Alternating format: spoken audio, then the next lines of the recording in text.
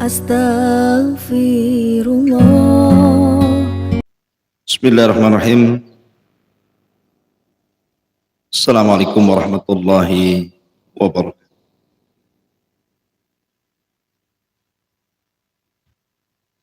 Alhamdulillah wassalatu wassalamu ala Rasulillah wa ala alihi wa sahbihi wa mawalah wa la hawla wa la quwata illa billahi wa ba'du. Alhamdulillah, segala puja dan puji hanya milik Allah subhanahu wa ta'ala. Salawat ring salam kita hadiahkan kepada Rasul kita Nabi besar Muhammad sallallahu alaihi wa ala alihi wasallam. Pagi ini kita akan membahas kembali tentang tafsir daripada surah Al-Fatihah, dan kita masuk pada ayat pertama dari surah Al-Fatihah. Alhamdulillahi Rabbil Alamin. Surah Al-Fatihah adalah satu di antara 5 surat yang dimulai dengan kalimat Alhamdulillah. Pertama, surah Al-Fatihah, Alhamdulillahi Rabbil Alamin, dimulai dengan Alhamdulillah. Kemudian surah Al-An'am, kemudian surah Al-Kahfi, kemudian surah Saba, dan juga surah Fatir. Al-Fatihah, Al-An'am, Al-Kahfi, Saba, kemudian Fatir. Ini surat yang iftataha bilhamd, dibuka dengan pujian kepada Allah Azza wa Jal, Alhamdulillah.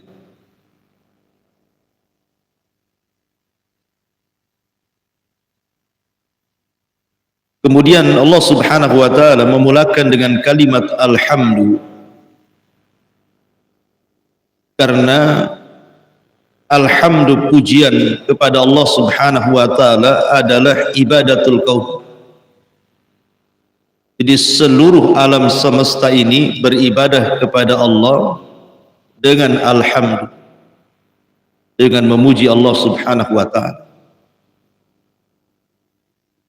Makanya Allah subhanahu wa ta'ala berfirman, wa min kulli syai'in illa yusabbihuna bihamdi. Dan tidaklah segala sesuatu yang diciptakan Allah subhanahu wa ta'ala kecuali mereka bertasbih kepada Allah dengan memuji Allah subhanahu wa ta'ala. Walakin la tafqahuna tasbihahum, tetapi kalian tidak paham tasbih mereka. Ketika Allah subhanahu wa ta'ala mengatakan bahwa segala sesuatu itu yang diciptakan Allah kecuali bertasbih dengan kalimat Alhamdu, menunjukkan bahwa Alhamdulillah adalah ibadatul kaun, bahwa alam semesta ini beribadah kepada Allah dengan pujian. Makanya kalau seandainya Allah perdengarkan antum bagaimana ibadahnya lautan, maka antum akan mendengar lautan mengucapkan Alhamdulillah.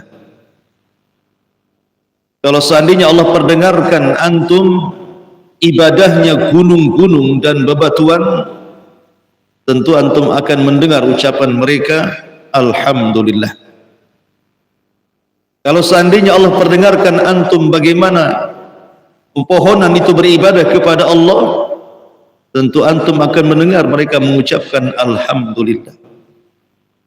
Karena Alhamdulillah adalah ibadatul kaun, ibadah seluruh alam semesta. Mereka beribadah dengan mengucapkan Alhamdulillah, dan itu tasbih mereka. Makanya kalimat alhamdu ini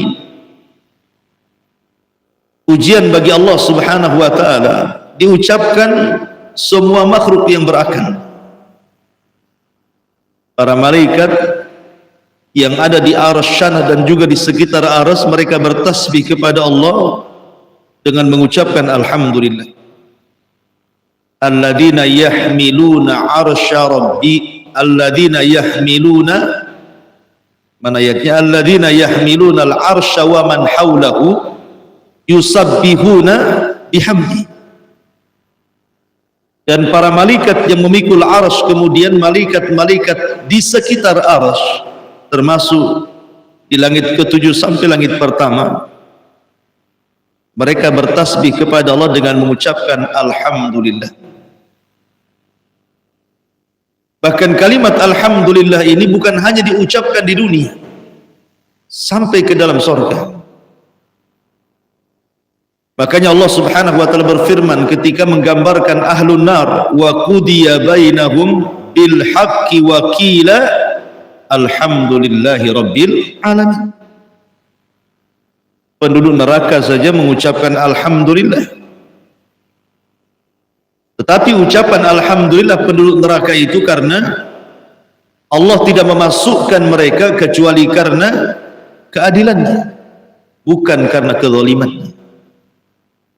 Sebab kalau seandainya orang itu dimasukkan ke neraka karena kezalimannya, tentu penduduk neraka tidak akan mengucapkan kalimat alhamdulillah.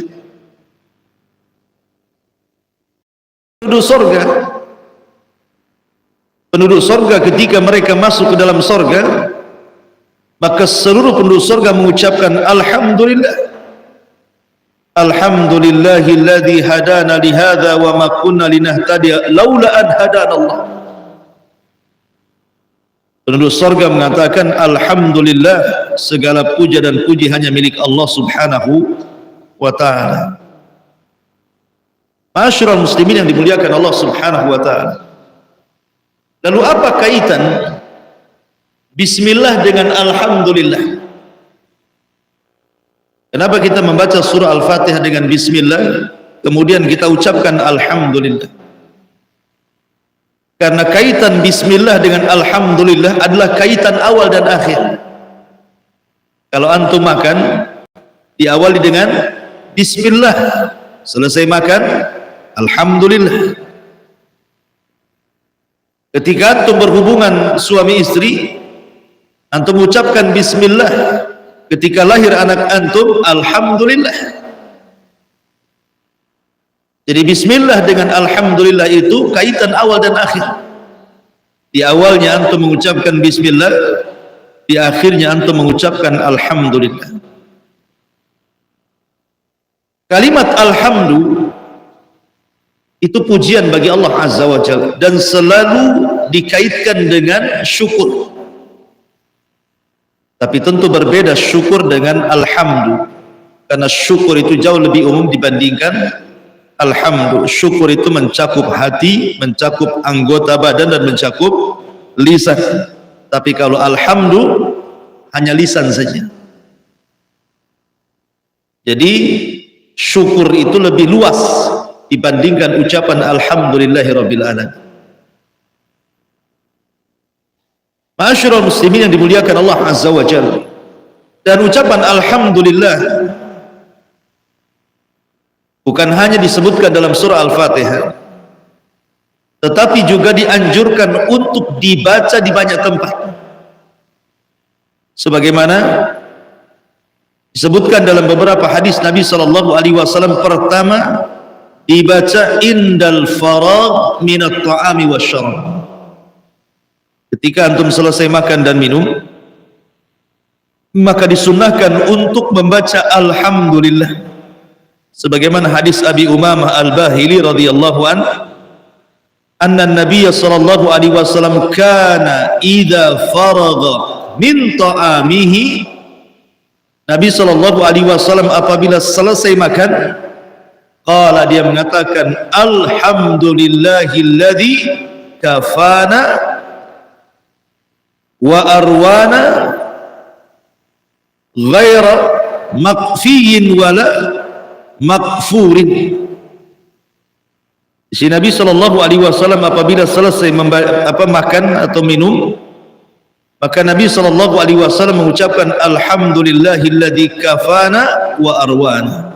Segala puja dan puji hanya milik Allah yang telah mengenyangkan kami dan menghilangkan dahaga kami. Maka ucapkanlah alhamdulillah selepas makan. Kemudian yang kedua, indal istiqad minan naum, ketika bangun dari tidur.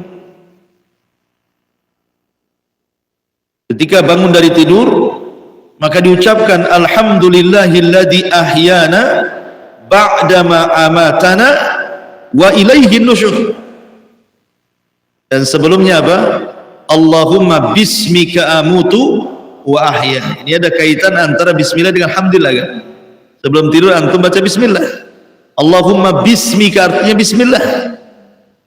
Dan bangun tidur alhamdulillahilladzi ahyana ba'dama amatana wa ilaihin nusyur. Segala puja dan puji hanya milik Allah yang telah membangunkan kita dari kematian kita. Kemudian yang ketiga, indal istiqad fil laili, ketika antum bangun di tengah malam. Sebagaimana hadis Ubadah ibn Samit radhiyallahu an, bersabda Nabi SAW, barang siapa yang bangun tengah malam, maka dia mengucapkan la ilaha illallah wahdahu la syarikalah lahul mulku wa lahul hamdu. Ada kalimat wa lahul hamdu wa huwa ala kulli syai'in qadir, subhanallah walhamdulillah wa la ilaha illallah wallahu akbar wa la hawla wa la quwata illa billahi. Kemudian dia berdoa, rabbighfirli, ya Allah ampuni dosa-dosaku, kecuali akan diijabah doanya. Ini yang ketiga. Kemudian yang keempat, inda lubsi thawbi, ketika antum memakai pakaian. Maka barang siapa yang mengucapkan alhamdulillah ketika antum menggunakan pakaian, man labisa thawban faqala alhamdulillahilladzi kasani hadza. Barang siapa yang ketika memakaikan pakaiannya kemudian dia mengucapkan segala puja dan puja hanya milik Allah yang telah memberikan atau menutupi auratku dengan pakaian ini, kecuali akan diampuni dosa-dosanya, kata Rasul. Ini yang keempat. Yang kelima, zubur kulli salatin, setiap selesai sholat kita disuruh mengucapkan alhamdulillah, atau bahasa lain tahmid 33 kali. Kemudian yang nomor 6, indal utash, ketika bersin, maka setiap orang yang bersin dianjurkan mengucapkan alhamdulillah. Kemudian dijawab yarhamukallah. Kemudian yang nomor 7, inda ru'yati mubtali, in hamidallah ta'ala inda ru'yatil mubtali min alamati idrakil abdi li ni'matillahi alaih. Ketika melihat adanya ujian yang datang dari Allah,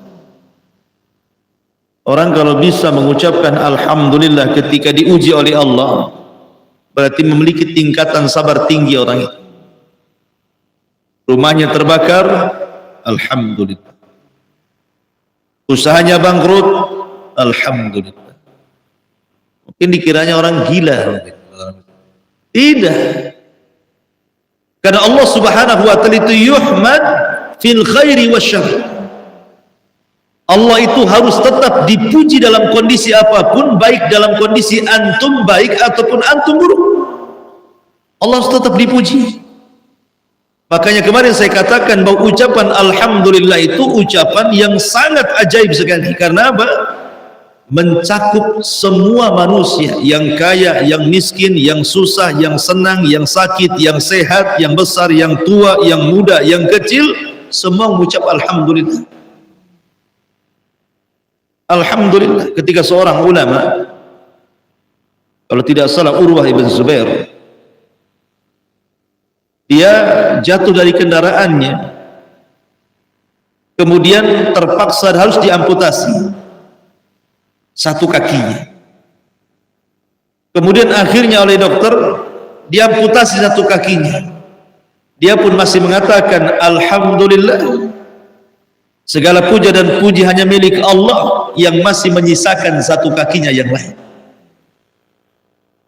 Artinya bahwa ucapan alhamdulillah itu tetap kita ucapkan. Ketika kemudian anaknya baru saja diamputasi, anaknya meninggal salah satunya, dia pun mengucapkan alhamdulillah, Allah masih memberikan anak-anakku yang lainnya. Begitu ya? Jadi ucapan alhamdulillah itu ucapan yang ajaib, makanya saya katakan diucapkan oleh semua manusia. Antum tanya orang kaya kaifa haluk, orang kaya mengatakan alhamdulillah. Antum tanya orang miskin kaifa haluk, bagaimana kondisimu, orang miskin alhamdulillah masih bisa makan. Antum tanya orang sehat kaifa haluk, maka dia mengatakan alhamdulillah ana bi khairin, saya dalam kondisi baik. Orang sakit pun antum tanya, dia mengatakan alhamdulillah, yang sebelah kemarin mati. Jadi masih mengucapkan kalimat alhamdulillah. Makanya dalam kondisi apapun Allah itu tetap dipuji, baik dalam kondisi senang ataupun susah.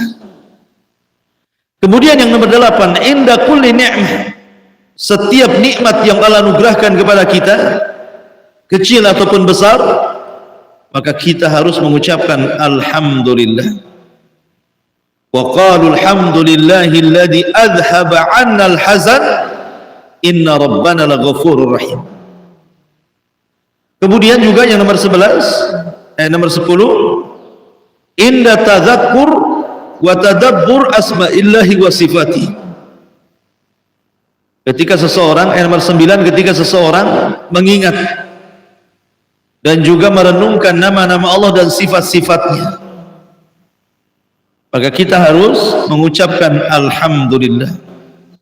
Wal hayyu la ilaha illahu fad'uhu mukhlishina lahuddin alhamdulillahi rabbil alamin. Kemudian yang nomor 10, ketika seseorang dimasukkan ke dalam surga, wa naza'na ma fi sudurihim min ghillin tajri min tahtihimul anhar wa qalu alhamdulillahilladzi hadana li hadza wa ma kunna linahtadiya laula an hadanallah. Begitu juga penduduk neraka mengucapkan wa qudiya bainahum bil haqq wa qila alhamdulillahi rabbil alamin. Intinya bahwa pujian bagi Allah Subhanahu wa taala itu mencakup semua peribadatan alam. Dan kalau kita melihat da'bus salihin, kebiasaan orang-orang saleh, maka mereka sejak para nabi sampai orang-orang saleh tidak lepas mengucapkan alhamdulillah. Lihat Ibrahim alaihi salatu wassalam, abul anbiya, bapaknya para nabi.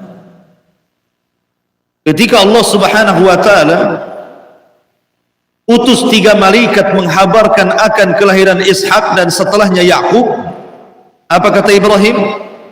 Alhamdulillahilladzi wahaba li 'alal qibari Ismaila wa Ishaqa inna rabbi lasami'ud du'a.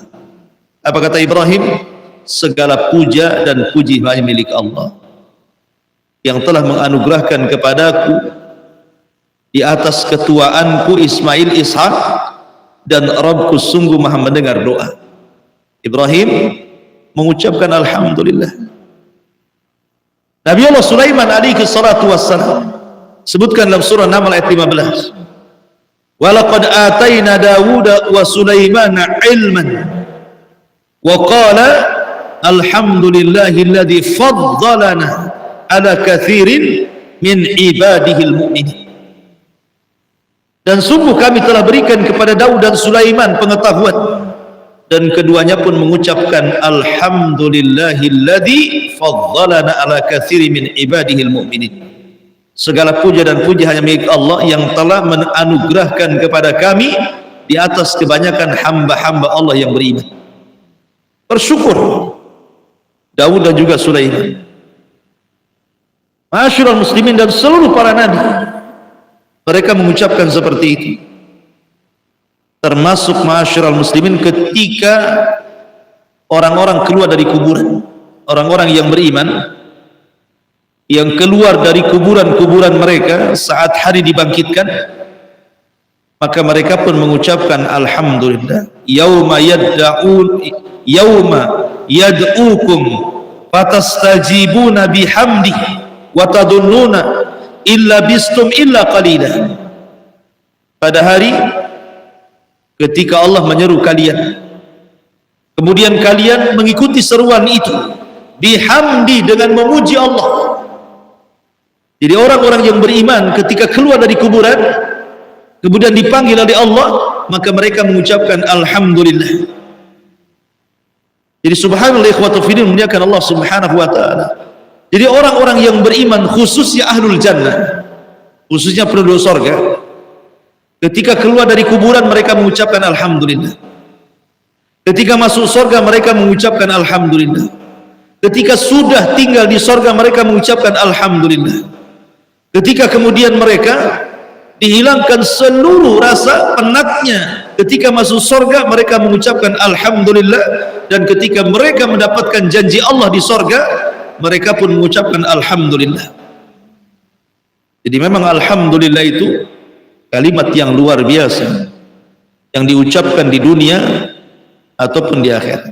Intinya bahwa kalimat alhamdulillah, pujian bagi Allah subhanahu wa ta'ala, ibadatul kaun, ibadahnya alam semesta, dan itu bentuk tasbih mereka. Makanya kalau antum perhatikan surah Al-Fatihah, 3 ayat pertama bicara tauhid. 3 ayat pertama bicara tauhid. Alhamdulillahirabbil alamin, Ar-Rahman Ar-Rahim, Maliki Yaumiddin. Ini hak Allah nanti. Makanya lihat jawaban-jawabannya. Apabila seorang hamba mengucapkan alhamdulillahirabbil alamin, apa jawaban Allah? Hamidani abdi, hambaku sedang memujiku. Apabila kita mengucapkan Ar-Rahman Ar-Rahim, maka Allah jawab asna alayya abdi, hambaku sedang mengagung-agungkan diri. Apabila kita mengucapkan Maliki Yaumiddin, apa jawaban Allah? Majjadani abdi, hambaku sedang membesarkan diri. Tapi kalau sudah iyyaka na'budu wa iyyaka nasta'in, ini hak hamba, jawabannya berbeda. Jawabannya ini adalah permintaan hambaku, dan semua permintaannya akan dikabulkan oleh Allah subhanahu wa ta'ala. Tapi 3 ayat yang pertama itu disebut hukukullah. Makanya ketika kita bertasbih kepada Allah azza wa jalla, tasbih itu terbagi menjadi 3 dan melahirkan 3 sifat juga. Kita bertasbih kepada Allah karena Allah subhanahu wa ta'ala itu adalah alhamdulillah, memiliki pujian bagi Allah azza wa jalla dan melahirkan perasaan cinta. Kita bertasbih kepada Allah subhanahu wa ta'ala karena Allah subhanahu wa ta'ala itu Ar-Rahman Ar-Rahim, Dia maha penyayang lagi maha pengasih, dengan itu melahirkan roja harapan. Kemudian kita bertasbih karena Allah itu Maliki Yaumiddin. Dari situ terlahirlah sifat takut, karena Malik itu adalah penguasa, bisa melakukan hal apapun. Makanya dalam ibadah itu harus dipenuhi dengan perasaan cinta, alhamdulillahirabbil alamin, kemudian perasaan roja Ar-Rahman Ar-Rahim, dan perasaan takut Maliki Yaumiddin. Ini disebut arkan al-ibadah, rukun ibadah. Cinta, harap, takut. Karena ada orang yang mengatakan, saya takut masuk ke dalam neraka, tapi tidak pula pantas masuk surga. Ada yang mengatakan seperti itu. Jadi ada orang yang mengatakan, saya takut masuk neraka, tapi tidak pantas pula masuk surga. Menghilangkan harapan. Padahal dalam akidah Ahlussunnah wal Jamaah itu harapan itu bagian daripada arkanul ibadah. Karena mereka mengatakan orang kalau beribadah mengharap surga itu syirik. Karena surga itu makhluk Allah, berarti mengharap kepada makhluk syirik. Logikanya seperti itu. Jadi kalau beribadah itu langsung kepada Allah, jangan harap-harap surga. Sebab kalau beribadah mengharap surga, berarti mengharap kepada makhluk, karena surga itu makhluk Allah. Ketika mengharap kepada makhluk, berarti telah menyekutukan makhluk dengan Khalik. Berarti antum terjerumus kepada kesyirikan. Bukan. Kita katakan mengharap itu bukan syirik. Karena yang memerintahkan mengharap akan pahala itu Allah sendiri. Allah yang memerintahkan. Wa yarjuna rahmat rabbi. Dan orang-orang yang beriman mereka mengharap rahmat dari Allah. Lihat bagaimana Asiyah bintu Muzahim ketika dilempar dari ketinggian oleh Fir'aun, kemudian dia pun melihat istananya di sorga setelah dia mengucapkan Rabbi ibnili indaka baitan fil jannah wa najini min fir'auna wa amali. Ya Rabb, bangunkan untukku satu istana di sorga. Itu permintaan Asiyah sebelum meninggal, dan Allah kabulkan sebelum meninggal, ditampakkan sorga. Artinya di sini ada harapan. Rasul yang mengatakan idza sa'altumullaha fas'alul firdaus. Kalau engkau meminta sesuatu, minta yang paling tinggi, surga firdaus, kata Rasul. Maka kita katakan bahwa mengharap itu bagian dari tauhid. Bahkan itu termasuk arkan daripada ibadah. Baik. Alhamdulillah rabbil alamin. Ma'asyiral muslimin yang dimuliakan Allah Subhanahu wa taala, kata-kata Rabb itu melahirkan kalimat rububiyatullah. Makanya ada tauhid disebut tauhid rububiyah, diambil dari Rabbil alamin. Dan inti pada tauhid rububiyah itu bahwa Allah Subhanahu wa taala itu adalah Al-Khaliq, yang menciptakan. Inti daripada rububiyah itu adalah Al-Khaliq, sifat Allah Al-Khaliq, atau nama Allah Al-Khaliq, bahwa Allah itu yang menciptakan. Ketika Allah Subhanahu wa taala menciptakan, maka ciptaan Allah itu terbagi menjadi dua. Ada yang Allah Subhanahu wa taala ciptakan min adam, dari ketidakadaan menjadi ada. Dan itu disebut usulul khalqi. Awalnya enggak ada, kemudian Allah adakan. Artinya Allah menciptakan makhluk min adam, dari ketidakadaan menjadi ada. Itu disebut usulul khalqi nanti. Usulul khalqi, pondasi ciptaan. Pertama arasy, yang kedua qalam, yang ketiga lauhil mahfud, kemudian juga yang keempat, kemudian nur, cahaya, kemudian yang kelima nar, api, kemudian yang keenam alma, air. Jadi itu disebut usulul khalqi namanya. Allah menciptakan arasy, di bawah arasy itu ada air, kemudian di situ ada qalam, ada lauhil mahfud, ada cahaya, ada api. Ini disebut usulul khalqi, diciptakan dari kun fayakun, dari tidak ada menjadi ada. Kemudian yang kedua,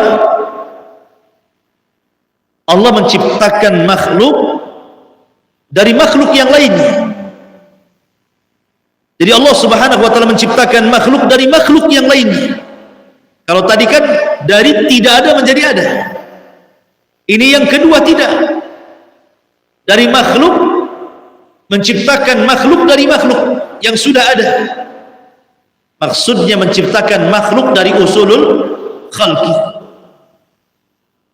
Seperti malaikat, asal ciptaannya dari apa? Dari cahaya. Dan cahaya diciptakan dari kun fayakun. Kemudian jin diciptakan dari asal penciptanya dari api. Sementara api itu bagian daripada usul khalq, dan Allah ciptakan api itu dengan kun fayakun. Kemudian Adam diciptakan dari tanah, bumi maksudnya, dan bumi itu diciptakan dari apa? dari air. Salah satu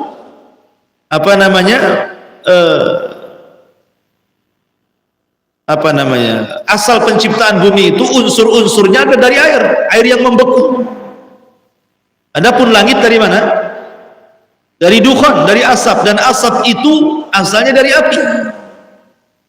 Jadi semua kembali kepada usulul khalqi. Lah ketika kita membaca Rabbul Alamin, sekarang usulul khalqi sudah ada. Air sudah ada, api sudah ada, cahaya sudah ada. Sekarang Allah Subhanahu wa taala tantang kalian. Ciptakan seperti yang Allah ciptakan. Allah ciptakan matahari, Allah ciptakan malaikat dari cahaya, Allah ciptakan jin dari api, Allah ciptakan manusia dari tanah, dan tanah dari air. Ini unsur-unsur penciptaan sudah ada. Sekarang kau ciptakan seperti Allah menciptakan, sanggup? Enggak akan sanggup. Karena manusia tidak bisa menciptakan, manusia itu hanya merangkai. Antum membuat rumah terdiri daripada batu, batunya siapa yang cipta? Pasirnya siapa yang cipta? Kemudian kusennya dari kayu dari pohon siapa yang cipta? Jadi intinya manusia itu hanya merangkai, dia tidak bisa menciptakan. Kalau memang, atau contoh yang lain, Adam alaihi salatu wassalam tercipta dari tanah, dan tanah tercipta dari air, dan air tercipta dari kun fayakun. Kemudian Maryam, Isa bin Maryam tercipta dari Maryam, ya kan? Keluar dari Maryam. Pertanyaannya, manusia yang keluar dari tanah dengan manusia yang keluar dari perut ibu, hebat di mana? Hebat mana? Ini Adam keluar dari tanah, Maryam, Isa keluar dari Maryam, hebat mana? Hebat Adam kan? Karena langsung dari tanah masalahnya. Inna masalah Isa kamathali Adam. Sementara permisalan Isa itu sama dengan Adam. Kalau antum katakan bahwa Isa adalah anak Tuhan, satu di antara tiga Tuhan, atau dia adalah Tuhan, mestinya Adam aula wa aula, jauh lebih utama dibandingkan Isa bin Maryam.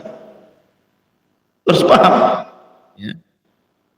Dari sini kalau memang kita tidak sanggup menciptakan, hanya Allah lah zat yang khaliq, berarti sudah layak zat yang menciptakan segala sesuatu untuk disembah. Sudah layak. Makanya ketika Allah Subhanahu wa taala berfirman tentang permisalan-permisalan, duriballahu mathalan, ketika Allah membuat permisalan dalam Al-Qur'an tentang patung-patung yang disembah itu. Lihatlah patung-patung yang disembah itu, kalau seandainya datang lalat kepada mereka, kemudian lalat ini mengambil makanan yang dihidangkan ke patung itu, sanggup nggak patung itu mengambil yang sudah diambil lalat? Tidak sanggup. Bahkan patung-patung itu tidak sanggup menciptakan lalat. Lam yakhluqa dubah, tidak bisa menciptakan lalat. Bagaimana makhluk yang tidak menciptakan, tidak sanggup menciptakan seekor makhluk yang sangat kecil lalat, yang sangat hina, kemudian kalian sembah, mana akalnya? Orang-orang yang menyembah batu berhala yang dipahat itu, mereka sendiri tidak bisa menciptakan lalat, dan kalau lalat mencuri sesuatu pun tidak bisa diambilnya. Dari situlah maka Allah Subhanahu wa taala mengatakan bahwa orang-orang musyrik dan sesembahannya kal ankabut ittakhadha baitan, seperti sarang laba-laba. Wa inna auhanal buyut la baitul ankabut, dan selemah-lemahnya rumah itu rumahnya sarang laba-laba. Bukan berarti lemahnya bukan dari segi rumahnya, tidak. Ya, memang lemah, dia tidak bisa menghilangkan hujan, tidak bisa menghilangkan panas, gitu kan. Cemana sarang laba-laba itu? Hujan ya kehujanan, nggak ada atapnya. Panas ya kepanasan, nggak ada atapnya. Makanya selemah-lemahnya rumah itu rumahnya laba-laba, karena nggak ada naungan sama sekali, dia cuma terbentang begitu saja. Tapi maksudnya selemah-lemahnya rumah adalah rumah sarang laba-laba, itu permisalan orang-orang yang melakukan kesyirikan itu. Maksudnya karena di dalam sarang laba-laba itu hidupnya hanya bunuh-membunuh saja. Antum lihat sarang laba-laba itu tidak ada laba-laba dua, pasti satu. Kalaupun ada dua, satu mati, satu hidup. Kenapa? Karena biasanya laba-laba itu kalau sudah menikah, si istri membunuh suaminya. Kalau sudah membuahi, dibunuh tuh suaminya. Kemudian nih, setelah kemudian ibunya mengerami telurnya, kemudian lahir anak laba-laba, anaknya membunuh ibunya. Nah, begitulah laba-laba. Kerjanya bunuh-bunuhan itu. Makanya satu sarang itu cuma satu. Kalaupun ada 2, 3, satunya membunuh mati semua itu. Makanya kenapa kemudian Allah permisalkan orang-orang musyrik itu seperti itu? Karena mereka isinya hanya pecah belah saja. Wala takunu minal musyrikin alladzina farraqu, gitu ya, dinahum wa kanu syi'an kullu hizbin bima ladaihim farihun. Janganlah seperti orang-orang musyrik yang suka mecah belah agama mereka. Setiap kelompok berbangga dengan kelompoknya. Ma'asyiral muslimin yang dimuliakan Allah Azza wa Jalla. Lah dari kalimat Rabb yang intinya tadi adalah Al-Khaliq, Al-Mudabbir, kemudian juga Al-Malik gitu ya. Dari Khaliq ini lahir al-iman bil qada wal qadar. Karena tidak mungkin Allah menciptakan kecuali karena perintah. Dan ketika Allah menciptakan, bukan ada perintah orang atau perintah zat kepada Allah, hei Allah ciptakan ini, tidak. Tapi Allah ketika menciptakan atas perintahnya sendiri, yang disebut dengan iradah. Iradah itu apa? Kehendak. Ketika Allah menciptakan itu karena sebuah perintah, dan perintah itu datang dari dirinya sendiri yang disebut dengan masyiat atau iradah. Kemudian ketika Allah menciptakan itu karena pengetahuannya, karena pengetahuan Allah ciptakan. Dan ketika Allah ciptakan itu karena takdirnya, sudah dicatat, inna khalaqna syai'in biqadar. Kami ciptakan segala sesuatu itu dengan takdir. Makanya rukun takdir itu apa? Al-ilmu wal kitabatu, al-ilmu wal khalqu wal kitabatu, kemudian wal iradatu. Disebut arkan takdir gitu. Pertama ilmu, Allah itu mengetahui segala sesuatu yang telah, yang sedang, dan yang akan datang, bahkan sesuatu yang mustahil terjadi, kalau terjadi Allah tahu. Kemudian pengetahuannya Allah catat di Lauhil Mahfuz. Kemudian setelah Allah catat pengetahuannya, Allah ciptakan. Dan tidaklah Allah menciptakan kecuali karena kehendaknya. Itu disebut arkan al-qada wal qadar. Dari kalimat Rabb lahir al-iman bil qada'i wal qadar. Rabbul alamin, dan kalimat alam itu artinya ma siwallah fahuwa alam. Selain daripada Allah disebut alam, disebut makhluk. Segala sesuatu selain Allah itu disebut alam. Artinya selain Allah disebut alam. Dan alam di sini artinya makhluk. Alhamdulillahi rabbil alamin. Wallahu alam. Ini diantara tafsir Alhamdulillahi rabbil alamin. Besok kita masuk pada tafsir yang kedua, Ar-Rahman Ar-Rahim. Subhanakal bihamdika asyhadu an la ilaha illa anta astaghfiruka wa atubu ilaik. Wallahu ta'ala. Assalamualaikum warahmatullahi wabarakatuh.